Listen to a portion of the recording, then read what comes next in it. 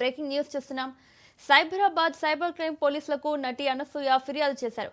గతేడాది డిసెంబర్ 23 నుంచి తనపై ఆన్లైన్ వేధింపులు పెరిగాయని తన కంప్లైంట్లో ఆమె పేర్కొన్నారు. అనసూయ ఫిర్యాదుతో 42 మందితో పాటు బొజ్జ సంధ్యారెడ్డి, ప్రియా చౌదరి, గోగినేని, పావని, శేఖర్ బాషా, రజనీపై పోలీసులు కేసు నమోదు చేశారు.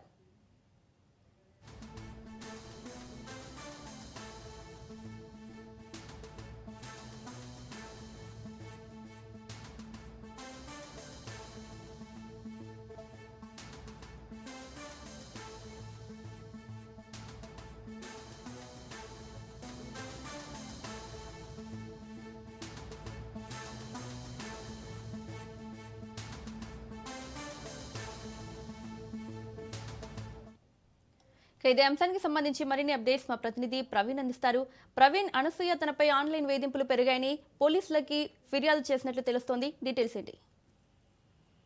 అయితే Tollywood anchor Anasuya social media వేదికగా జరుగుతున్న వేధింపులు మరోసారి చర్చాంశనీయంగా మారాయి. ఇప్పటికే పలు సందర్భాల్లో సైబర్ క్రైమ్ పోలీసులను ఆశ్రయించిన అనసూయ తాజాగా డిసెంబర్ 23 నుండి జనవరి వరకు కూడా హైదరాబాద్ సిసిఎస్ క్రైమ్ స్టేషన్ లో భారీ స్థాయిలో ఫిర్యాదు చేశారు. ఒకసారిగా ఏకంగా 42 మంది పైన కేసు నమోదు చేయాలని కోరడం జరిగింది. అయితే తన సోషల్ మీడియా ఖాతాలో వ్యక్తిగత అభిప్రాయాలు, సామాజిక అంశాలపైన చేసినటువంటి వ్యాఖ్యల అనంతరం ఒక్కసారిగా తన పైన దుష్ప్రచారం కూడా మొదలైందంటూ కూడా అనసూయ ఫిర్యాదులో పేర్కొన్నారు. అయితే ఇది సాధారణ ట్రోలింగ్ కాదని ముందుగానే ప్లాన్ ప్రకారంగానే చేస్తున్నట్టుగా తెలుస్తున్నట్టు కూడా ఆమె ఆరోపించారు. అయితే ప్రత్యేకంగా ఏఐ టెక్నాలజీని ఉపయోగించి తన ముఖాన్ని మార్పింగ్ చేసి అసభ్యకరమైన ఫోటోలు, వీడియోలు తయారు చేసి సోషల్ మీడియాలో వైరల్ చేశారంటూ కూడా తెలపడం జరిగింది. ఇవి తన వ్యక్తిగత గౌరవాన్ని, వృత్తిపరమైన ప్రతిష్టకు తీవ్ర నష్టం కలిగిస్తున్నాయని ఫిర్యాదులో కూడా వివరించడం జరిగింది. అదేవిధంగా బెదిరింపులు, పరువు నష్టం ఆరోపణలకు ట్రోలింగ్ తోనే ఆగకుండా కొందరు ఆ వ్యక్తులు డైరెక్ట్ గా మెసేజ్ల ద్వారా కూడా బెదిరింపులు చేస్తున్నారంటూ కూడా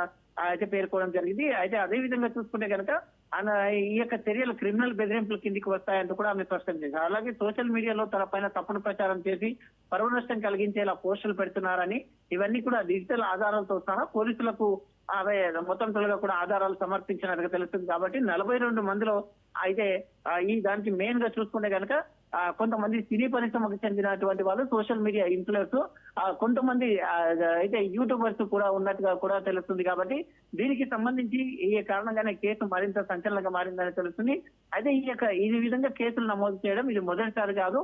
అనసూయ గతంలో కూడా పలుమార్లు సైబర్ క్రైమ్ పోలీసులను ఆశ్రయించారు. 2022లో కూడా ట్రోలింగ్ కు సంబంధించినటువంటి కేసును కూడా అయితే నమోదు చేసిన సమయంలో ఆ మార్పింగ్ చేసినటువంటి వ్యక్తిని కూడా గతంలో అరెస్ట్ చేయడం జరిగింది. అయితే ఈ మొత్తంగా చూసుకుంటే కనుక అయితే ఈ యొక్క సెలబ్రిటీ మహిళల పైన సోషల్ మీడియా వేదికగా జరుగుతున్న వేధింపులు, ఏఐ టెక్నాలజీ దుర్వినియోగం ఎంత ప్రమాదకరంగా మారిందో తెలుస్తుంది. కాబట్టి దీనిపైన పోలీసులు కూడా ఖచ్చితంగా దీనిపైన వివరణ తీసుకుంటాము. ఇటువంటి ట్రోలింగ్ చేసే వాళ్ళని కూడా వదిలిపెట్టే ప్రసక్తే లేదంటూ కూడా పోలీసులు తెలుపుతున్నారు. Right Praveen, thank you.